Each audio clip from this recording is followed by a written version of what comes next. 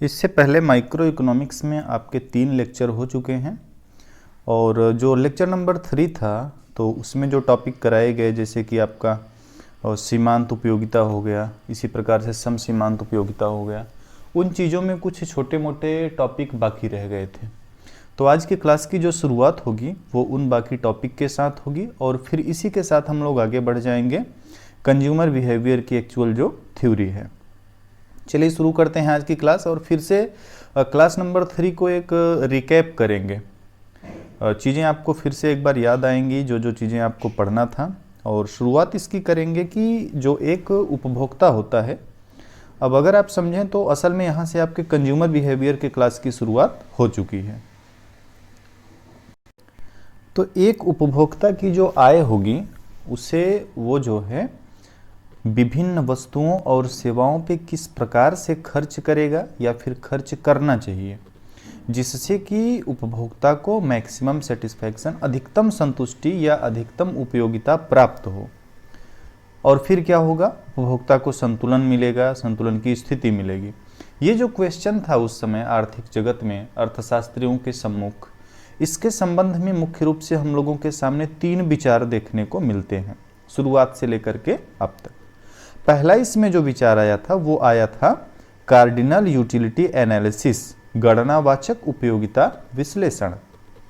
इस क्रम में जो दूसरा विचार आता है वो आता है क्रमवाचक उपयोगिता विश्लेषण, जिसे कि आप ऑर्डिनल यूटिलिटी एनालिसिस के नाम से जानते हैं, और जो इसी को इंडिफरेंस कर्व एनालिसिस के नाम से भी जानेंगे, तटस्थता वक्र विश्लेषण।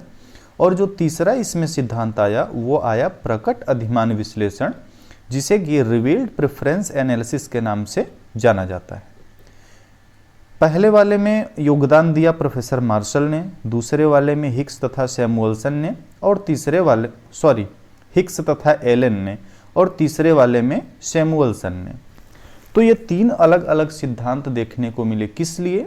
इसलिए कि किसी भी उपभोक्ता को अगर अपनी निश्चित आय पे अधिकतम संतुष्टि प्राप्त करना है तो वो कौन सा तरीका अपनाएगा और उसके बाद फिर जो उपयोगिता वो प्राप्त करेगा उसका मापन किन आधारों पे किया जाएगा। ये हो गई शुरुआत। अब सीधे हम लोग अपने टॉपिक पे पहुंचेंगे और हमारा टॉपिक आज का क्या कहता है, कार्डिनल यूटिलिटी एनालिसिस, गणनावाचक उपयोगिता विश्लेषण।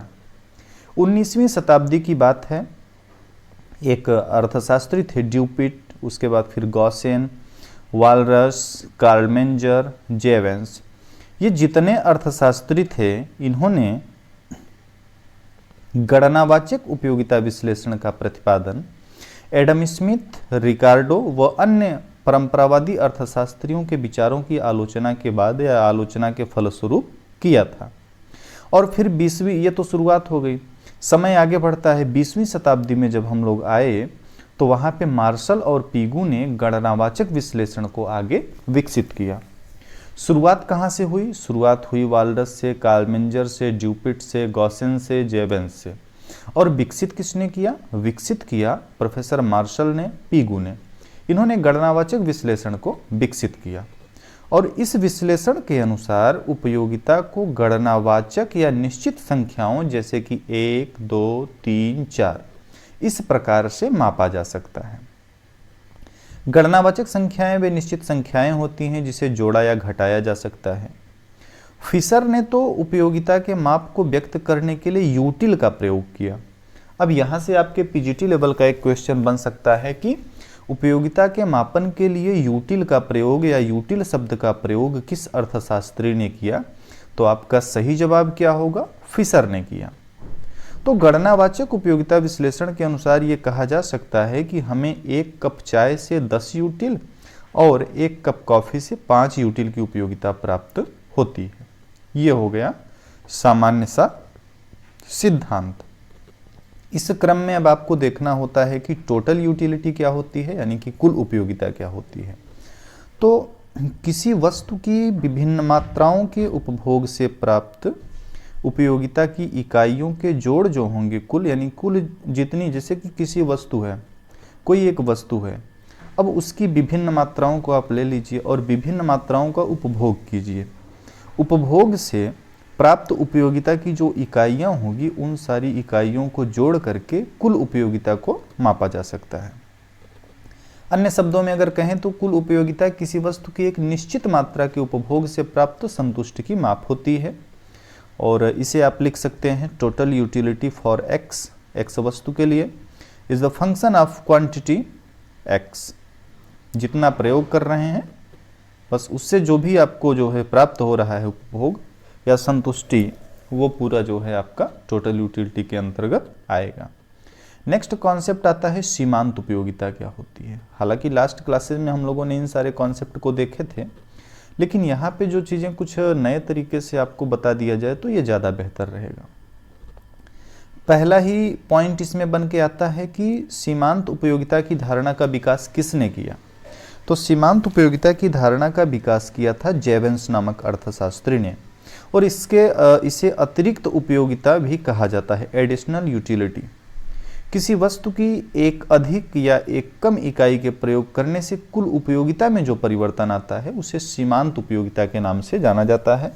मान लीजिए कि पहली रोटी खाने से आपको 15 यूटिल की उपयोगिता प्राप्त होती है, दूसरी रोटी खाने के फलस्वरूप दोनों रोटियों से मिलने वाली कुल 25 हो जाती है।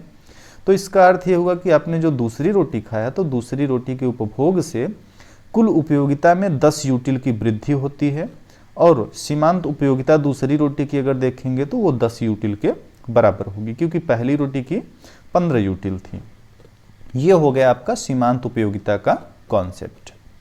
एक इक्वेशन के माध्यम से भी आप समझ सकते हैं सीमांत उपयोगिता की अवधारणा को। ठीक है, जैसे कि n इकाइयां हो जाएंगी वस्तुओं की, तो mu for n equal to total utility for n, उसको आप घटा देंगे टोटल यूटिलिटी फॉर n-1। इस तरीके से आप सीमांत उपयोगिता को निकाल सकते हैं। एक और तरीका है, सीमांत उपयोगिता ज्ञात करने के लिए आपको कुल उपयोगिता में परिवर्तन को देखना होगा और उसे डिवाइड करना होगा कुल उपयोगिता की वस्तु की कुल मात्रा में परिवर्तन से। तो इसके माध्यम से भी आप निकाल सकते हैं। अब इसमें टोटल यूटिलिटी क्या है और मार्जिनल क्या है, ये सारी चीज़ें आपको लिखी हुई हैं, आप समझ सकते हैं। सीमांत उपयोगिता की 3 स्थितियां आपको देखने को मिल सकती हैं या मिलती भी हैं। एक तो धनात्मक होती है, दूसरा शून्य होती है और फिर ऋणात्मक होती है। यहाँ से आपके यूपी पीजीटी में क्वेश्चन बन चुका है। आप में से ही कल एक ने मुझे स्क्रीनशॉट वगैरह भेजे थे, तो आप भी अगर प्रीवियस ईयर पढ़ रहे होंगे तो आप देखिएगा यहाँ से आपसे क्वेश्चन पूछ चुका है। देखिए क्लासेज में वो सारी पॉइंट्स आपको हाईलाइटेड करा दिए जाते हैं जहाँ से क्वेश्चन बन चुके हैं या फिर पीजीटी जैसे एग्जाम में बनने की पॉसिबिलिटी होती है। तो आपको साथ साथ ये करना है ना, प्रतिदिन कम से कम 1 घंटे आप पिछले प्रश्नों को देखते चलें, तो आपको भी एक आइडिया मिलता चलेगा कि किस तरीके से क्वेश्चन आपके पीजीटी एग्जाम में बनते हैं। अब ये जो टेबल आपके सामने आने वाली है, इसको तो मैंने लास्ट क्लास में करा दिया था, तो फिर से इसको रिपीट करने का कोई ज़्यादा महत्व तो है नहीं। एक महत्वपूर्ण टॉपिक यहाँ पे मिलता है मूल्य का विरोधाभास, या इसे हीरा पानी विरोधाभास के नाम से जानते हैं। और एक चीज़ आपको बताऊं, स्पेशली फॉर यूपी पीजीटी हो या और भी अदर स्टेट के भी हो, लेकिन यूपी पीजीटी में एक चीज़ देखने को मिलता है, जो ये विरोधाभास टाइप के कॉन्सेप्ट होते हैं या पॉइंट्स होते हैं, यहाँ से खूब क्वेश्चन बनता है। अगर आप 2016 के एग्जाम में जाएंगे तो 2016 वाले में देखेंगे आपसे लियोन्टी पैराडॉक्स पूछ लिया था। इसी प्रकार से अलग तरीके का एक क्वेश्चन आपसे जे कर्व का पूछ लिया था। तो जो थोड़ा अलग अलग टाइप के टॉपिक होते हैं, वहाँ से एग्जामिनर क्वेश्चन बनाने की पूरी कोशिश करता है, क्योंकि ये सोचता है ना कि स्टूडेंट की निगाह पता नहीं वहाँ तक पहुँची है कि नहीं पहुँची है। तो आई थिंक ये एक इम्पॉर्टेंट टॉपिक हो सकता है आपके पीजीटी एग्जाम के पर्पज से, हीरा पानी विरोधाभास। चलिए इसको समझते हैं क्या होता है। देखिए, कई अर्थशास्त्रियों की ये मान्यता थी कि किसी वस्तु की कीमत उससे प्राप्त होने वाली कुल उपयोगिता के बराबर होती है। जैसे कि एक पेन की कीमत अगर 10 रुपये है, तो अर्थशास्त्रियों ने माना कि इसकी कीमत अगर 10 रुपये है, इसका मतलब इसकी उपयोगिता भी 10 रुपये के बराबर है। यानी कीमत और उपयोगिता में प्रत्यक्ष संबंधों की बात की गई। तो यहाँ से एक निष्कर्ष क्या निकल के आना है कि भाई, अगर जिस वस्तु की कीमत बहुत ज़्यादा है उसकी उपयोगिता बहुत ज़्यादा होनी चाहिए। तो क्या बोला कि जिन वस्तुओं के उपभोग से कुल उपयोगिता अधिक प्राप्त होती हैं उनका मूल्य अधिक होना चाहिए। वहीं पे जिन वस्तुओं से कुल उपयोगिता कम प्राप्त हो उसका मूल्य कम प्राप्त होना चाहिए। लेकिन ये विरोधाभास बताता है कि वास्तविक जीवन में ऐसा नहीं पाया जाता। उदाहरण क्या दिया इन्होंने? उदाहरण दिया, पानी के उपभोग से प्राप्त कुल उपयोगिता हीरों के उपभोग से प्राप्त कुल उपयोगिता से अधिक होती है, लेकिन पानी की जो कीमत है वो हीरों की तुलना में बहुत ही कम होती है। सही बात है। अगर आप देखें तो एक मनुष्य के लिए पानी की जितनी ज्यादा उपयोगिता है, हीरे की उसकी तुलना में बहुत कम है। लेकिन फिर भी देखिए, पानी का मूल्य लगभग न के बराबर है, नगण्य कह सकते हैं। अभी तो हमारे देश में, हमारे आसपास तो फ्री में ही मिल जा रहा है, लेकिन वहीं अगर आप हीरे में जाएं तो हीरा तो भाई हम आम लोगों की पहुंच से काफी दूर बैठा है। तो यहाँ पे ये नियम फेल हो जाता है कि किसी वस्तु की कीमत उससे प्राप्त होने वाली कुल उपयोगिता के बराबर होती है। ऐसा नहीं हो रहा, और इसीलिए इस सिद्धांत को नाम दिया गया हीरा पानी विरोधाभास। ठीक है, इसीलिए इस स्थिति को मूल्य का विरोधाभास भी कहा गया, या फिर हीरा पानी विरोधाभास।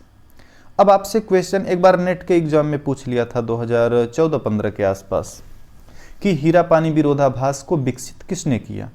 तो एडम स्मिथ साहब ने इसको विकसित किया था। ये पॉइंट आपको याद होना चाहिए, और ये तो आप समझ ही गए होंगे कि हीरा पानी विरोधाभास है क्या। उन्होंने देखा कि पानी संसार के सबसे उपयोगी पदार्थों में से एक है, हमारा जीवित रहना भी इसी पे निर्भर करता है, लेकिन फिर भी पानी काफ़ी सस्ता है। वहीं इसकी तुलना में अगर हीरे की बात की जाए तो ये केवल एक सजावट की चीज़ है।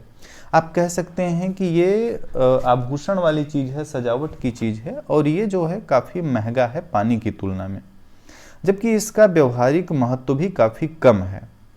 तो इस तरीके से ये बताया गया कि ये एक विरोधाभास की स्थिति है।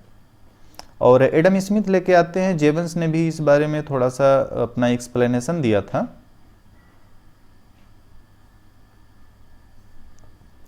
तो जेवंस ने इस विरोधाभास की व्याख्या जो किया वो कुल उपयोगिता तथा सीमांत उपयोगिता के अंतर के द्वारा किया। उनके अनुसार एडम स्मिथ एक वस्तु की उस सापेक्ष दुर्लभता के महत्व को, अब देखिए एडम स्मिथ ने तो ये सिद्धांत दे दिया, और जेवंस जब आते हैं तो इसमें थोड़ा और अपना काट छांट करके अपने तरीके से बताते हैं। इन्होंने बताया कि एडम स्मिथ ने एक वस्तु की उस सापेक्ष दुर्लभता के महत्व को भूल गए जो कि उस वस्तु के प्रयोग मूल्य या सीमांत उपयोगिता के अनिर्धारण में सहायक होता है। उन्होंने बताया कि एडम स्मिथ ने एक हीरे की पानी की कुल पूर्ति से, मतलब उन्होंने बोला कि एडम स्मिथ साहब ने गलती ये किया कि उन्होंने हीरे की पानी की कुल पूर्ति से तुलना कर दी।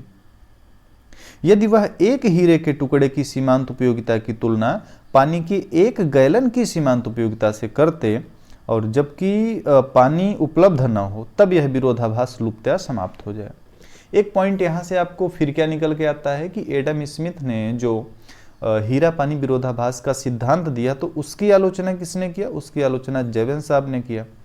जेवंस ने बोला कि एडम स्मिथ तो डायरेक्ट हीरे और पानी की विरोधाभास की तुलना कर देते हैं, वो इस बात पे नहीं ध्यान दिए कि पानी की क्वांटिटी, मात्रा कितनी लेनी है। अगर एडम स्मिथ एक टुकड़े हीरे की तुलना पानी की 1 गैलन की सीमांत उपयोगिता से करते, तब ये विरोधाभास लुप्तया समाप्त हो जाता। तो उन्होंने बोला कि किसी वस्तु की कीमत कुल उपयोगिता के स्थान पे सीमांत उपयोगिता द्वारा निर्धारित होती है। तो यहां पे एक नया सिद्धांत आ गया। पहले क्या चलता था कि किसी वस्तु की कीमत हम लोग कैसे आंकेंगे? उसकी कुल उपयोगिता से। जेवंस साहब क्या बोल के गए कि किसी वस्तु की कीमत कैसे आंकेंगे? सीमांत उपयोगिता से। आगे फिर उन्होंने बताया कि पानी बहुत अधिक मात्रा में उपलब्ध होता है, इसीलिए इसकी कुल उपयोगिता शीघ्र ही पूर्ण संतुष्टि बिंदु पे पहुंच जाती है, और अन्य शब्दों में देखा जाए तो इसकी सीमांत उपयोगिता शीघ्र ही शून्य हो जाती है। इसीलिए बेशक पानी से प्राप्त होने वाली कुल उपयोगिता काफ़ी कम होती है, क्योंकि इसका अधिक मात्रा में उपभोग किया जाता है, फिर भी इसकी सीमांत उपयोगिता बहुत कम होती है, इसीलिए पानी की कीमत प्राय शून्य होती है। वहीं हीरो के संबंध में इन्होंने बताया कि हीरो की उपलब्धता काफ़ी कम होती है, भाई दुर्लभ चीज़ है, तो इसीलिए उनकी कुल उपयोगिता कभी भी पूर्ण संतुष्टि बिंदु तक नहीं पहुंच पाती। भाई हीरा तो हम और आप जैसे आम लोगों की पहुंच से काफ़ी दूर है, तो जब हम लोगों को नहीं मिल पाता तो उसके लिए जो हमारे मानसिक मतलब मन में जो उपयोगिता होती है वो काफ़ी ज़्यादा होती है। हमको अगर एक टुकड़ा मिल जाए तब भी उसकी उपयोगिता बहुत ज़्यादा रहेगी। वहीं अगर हीरा हमको ऐसे अड़ा पड़ा मिल जाए, अभी जा रहे हैं रास्ते में, अब मिल जाए हीरा ऐसे पड़ा है जैसे मिट्टी के कंकड़, तब देखिए इसकी उपयोगिता बिल्कुल कम हो जाएगी। तो उन्होंने बोला कि हीरो से प्राप्त होने वाली कुल उपयोगिता बेशक कम होती है क्योंकि उपभोक्ता सापेक्षता इन्हें कम खरीदते हैं और महंगा होता है इसलिए कम खरीदते हैं, फिर भी हीरो की सीमांत उपयोगिता ऊंची व धनात्मक रहती है।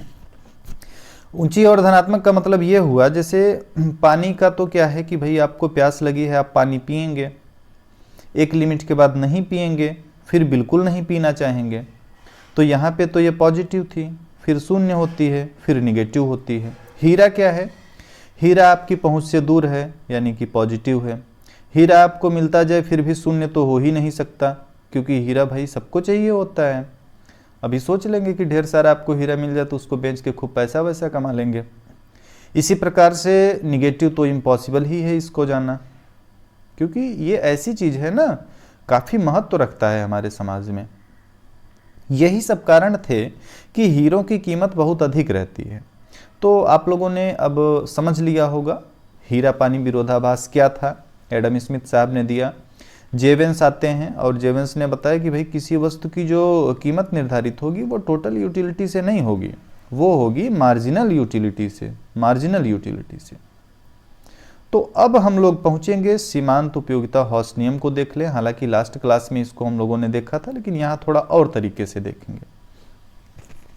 सीमांत उपयोगिता हॉस नियम ये उपयोगिता विश्लेषण की आधारशिला है, मतलब बेस है। यहीं से उपयोगिता विश्लेषण की शुरुआत आप समझ सकते हैं। और ये जो नियम है इसको हम लोग अपने जीवन के दिन प्रतिदिन के अनुभवों से समझ सकते हैं, सीख सकते हैं, पूरी तरीके से समझ में चीज़ें आ सकती हैं। उदाहरण के लिए जैसे कि पहले भी मैंने समझाया, मान लो वो तो एक रोटी का एग्जाम्पल दिया था, यहाँ पे एक पेन को ले लेते हैं कि भाई अगर आपको या हमको एक पेन खरीदना है तो जैसे जैसे हमारे पास पेनों की संख्या बढ़ती जाएगी, अगले पेन से मिलने वाली सीमांत उपयोगिता कम होती जाएगी। हमने इसको रोटी के माध्यम से आपको समझाया था कि अगर आपको भूख लगी है, खाना खाने बैठेंगे, तो उत्तरोत्तर इकाइयों में वृद्धि के साथ यानी रोटी की इकाइयाँ जैसे जैसे बढ़ती जाएंगी उसकी सीमांत उपयोगिता कम होती जाएगी। इसे बोला क्या जाता है अर्थशास्त्र में? सीमांत उपयोगिता हॉस नियम। अतः सीमांत उपयोगिता हॉस नियम ये बताता है कि यदि अन्य बातें समान रहें तो एक निश्चित समय में किसी वस्तु का अधिक उपभोग किया जाता है तो उस वस्तु की सीमांत उपयोगिता घटती जाती है। और 19वीं शताब्दी के कई अर्थशास्त्री जैसे कि बेंथम, गॉसेन, जेवेंस, काल्मेर्जर, वालरस, ये सब इस नियम के प्रतिपादन के लिए उत्तरदायी हैं। जेवेंस के अनुसार यह नियम वेबनर फैचनर के मनोवैज्ञानिक नियम पर आधारित है और जिसके अनुसार किसी वस्तु की मात्रा बढ़ने पर उसकी अतिरिक्त इकाइयों का महत्व कम हो जाता है।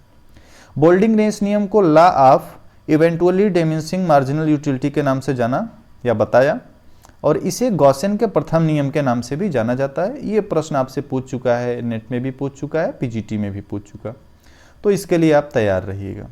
ठीक है, ये आपका हो गया सीमांत उपयोगिता हॉस नियम। टेबल मैंने लास्ट क्लास में भी कराया था, तो यहाँ पे इसको बहुत ज़्यादा कराने का महत्व तो नहीं है। बस सिंपल सी बातें हैं कि पहली इकाई से मार्जिनल यूटिलिटी 4 के बराबर है, दूसरी से 3। ये देखिए कम होकर के यहाँ पे शून्य आती है और छठवीं इकाई पे नेगेटिव हो जाती है। तो सीमांत उपयोगिता एक तो पॉजिटिव देखने को मिली, फिर 0 देखने को मिली और यहाँ पे नेगेटिव देखने को मिली। तीनों स्थितियाँ देखने को आपको मिल जाती हैं। ये बताता है घटती सीमांत उपयोगिता के बारे में। अब सीमांत उपयोगिता हॉस नियम के कुछ अपवाद हैं और इसको भी चलिए देख लीजिए भाई कौन कौन से अपवाद हैं।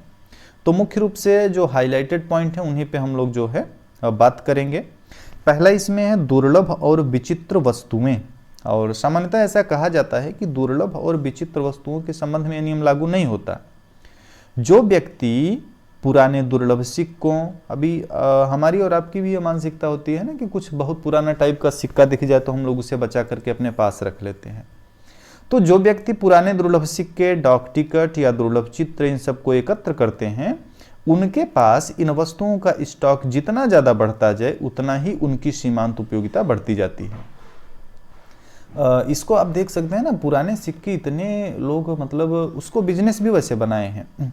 अगर कभी आप यहाँ प्रयागराज आए होंगे प्रयागराज में या और भी बहुत जगह कहीं पे भी जो मेले लगते हैं, मेला एक तो प्रयागराज में भी लगेगा, आपके जहाँ से भी होंगे कहीं ना कहीं छोटे तरीके के स्थानीय मेले लगते हैं, वहाँ पे आप देखे होंगे कोई आदमी बैठा रहता है, वो पुराने सिक्कों को लिया रहेगा और पुराने सिक्कों को वो लेकर के बैठा रहेगा, बेचता रहेगा। मतलब कोई एक छोटा सा सिक्का अगर है उसको वो बोलेगा 20 रुपए का देंगे या 50 रुपए का देंगे, तो ये सब उनका बिजनेस भी बन गया है। और उन व्यक्तियों के लिए इस प्रकार के सिक्कों की जो सीमांत उपयोगिता है वो लगातार बढ़ती, उनको कितना भी दे दो उनके लिए इसका महत्व कम नहीं होगा, क्योंकि वो उनके लिए बिजनेस भी है, उनका बेनिफिट भी है इसमें।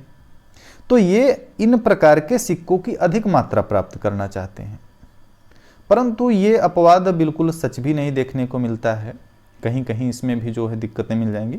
इसी प्रकार से यदि जैसे कि देखें कि एक टिकट एकत्रित करने वाले के पास एक ही प्रकार के टिकटों की संख्या बढ़ जाए तो अतिरिक्त टिकटों की सीमांत उपयोगिता अवश्य ही कम हो जाएगी। तो ये दुर्लभ सिक्कों के बारे में हो गया। कंजूस व्यक्तियों के बारे में देखें, सामान्यतः यह कहा जाता है कि कंजूस व्यक्तियों पे यह नियम लागू नहीं होता है। उनके पास जितना ज़्यादा धन बढ़ता जाए उतना ही वे और अधिक धन प्राप्त करना चाहते हैं, परंतु मेयर्स ने बोला कि यह अपवाद भी सही नहीं है। इसका कारण यह है कि एक कंजूस व्यक्ति भोजन तथा कपड़े के लिए जो मुद्रा खर्च करता है वह मुद्रा की उस राशि को सोने चांदी पे खर्च नहीं कर पाता। तो कंजूस व्यक्तियों के बारे में भी वो नियम थोड़ा सा अपवाद का विषय बना। अब हम लोग देखेंगे समसीमांत उपयोगिता का नियम। और समसीमांत उपयोगिता के नियम को गॉसेन के द्वितीय नियम के नाम से जाना जाता है। ये पॉइंट आपसे पूछ चुका है परीक्षाओं में, तो तैयार रहें इस बार पीजीटी के लिए भी। इस तरीके से अगर आपसे पूछता है कि निम्न में से गॉसेन के द्वितीय नियम के नाम से किसको जाना जाता है, कौन सा सिद्धांत है, तो आपके माइंड में आ जाना चाहिए भाई समसीमांत उपयोगिता नियम। समसीमांत उपयोगिता नियम कहता क्या है? एक उपभोक्ता अपनी आय को विभिन्न वस्तुओं पे खर्च करके अधिकतम संतुष्टि या संतुलन की स्थिति को प्राप्त कर सकता है। और उपभोक्ता के संतुलन की स्थिति एक ऐसी अवस्था होती है जिसमें एक उपभोक्ता अपनी सीमित आय से अधिकतम संतुष्टि प्राप्त कर रहा है। इस नियम की सबसे पहले व्याख्या फ्रेंच के एक इंजीनियर थे गॉसेन ने किया था 19वीं शताब्दी में, तो इसीलिए इसे गॉसेन के द्वितीय नियम के नाम से भी जाना जाता है। प्रोफेसर मार्शल ने इस नियम को समसीमांत उपयोगिता का नियम कहा और इस नियम के अनुसार एक उपभोक्ता को अधिकतम संतुष्टि प्राप्त करने के लिए विभिन्न वस्तुओं पे अपनी सीमित आय इस प्रकार खर्च करनी चाहिए कि प्रत्येक वस्तु पर खर्च किए जाने वाले अंतिम रुपयों से मिलने वाली सीमांत उपयोगिता बराबर हो। पॉइंट क्या देखना है? प्रत्येक वस्तु पर खर्च किए जाने वाले अंतिम रुपए से मिलने वाली सीमांत उपयोगिता बराबर हो। ये लास्ट लाइन महत्वपूर्ण है इस सिद्धांत की। यानी कि जितना हमारे पास खर्च करने की कैपेसिटी है उसको हम ऐसे खर्च करें कि अलग अलग इकाइयों से मिलने वाली जो सीमांत उपयोगिता है वो बिल्कुल बराबर होनी चाहिए। अगर वो बराबर नहीं रहेगी तो हमारा मन कहेगा कि भाई सेम इकाई से कहीं पे सीमांत उपयोगिता ज़्यादा मिल रही है, कहीं पे कम मिल रही है, तो जो संतुलन की स्थिति होती है उसमें परिवर्तन हो जाएगा, डिसबैलेंस हो जाएगी।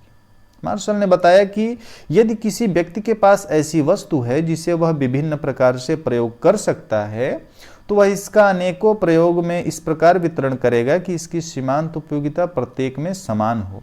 अगर असमान हुई तो संतुलन गया।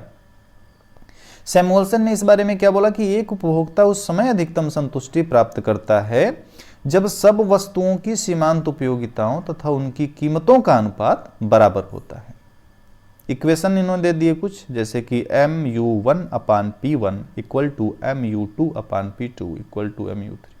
महत्वपूर्ण है आपके पीजीटी जैसे एग्जाम के लिए, याद रखिएगा। इसको ऐसे भी देख सकते हैं, यदि वस्तुओं की कीमतें समान हो जाएं तब फिर क्या हो जाएगा mu1 equal to mu2 equal to mu3। ये हो गया। उसके बाद एक और इसमें कॉन्सेप्ट आता है उपभोक्ता की बचत, कंज्यूमर सरप्लस।